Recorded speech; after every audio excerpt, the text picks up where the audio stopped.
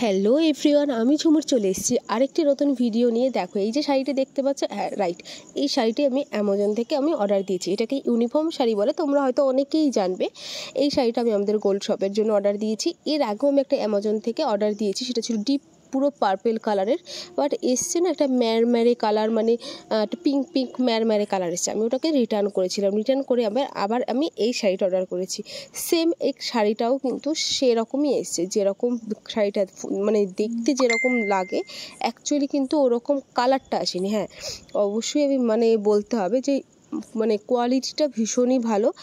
শাড়িটা আমি দিয়েছিলাম এরকম দেখতে, দেখো উপরে ছবিটা আমি অ্যাড করে দিয়েছি। হয়তো আমার হাতের শাড়িটা ফোনে মনে হচ্ছে যে কালারটা তো বেশ ভালো, বাট অ্যাকচুয়ালি সিরিয়াসলি বিশ্বাস করো, অনেস্টলি কালারটা না পুরো কালচে, পুরো ম্যারম্যারে কালারটা। যাই হোক, কিছু করার নেই, আবার রিটার্ন করা সম্ভব না। কালার ইস্যু প্রচুর আছে, তোমরা যারা ভাবছো অর্ডার করবে তারা কিন্তু এটা বুঝে শুনে অর্ডার করবে। যেরকম দেখবে সেরকম জিনিস কিন্তু পাবে না।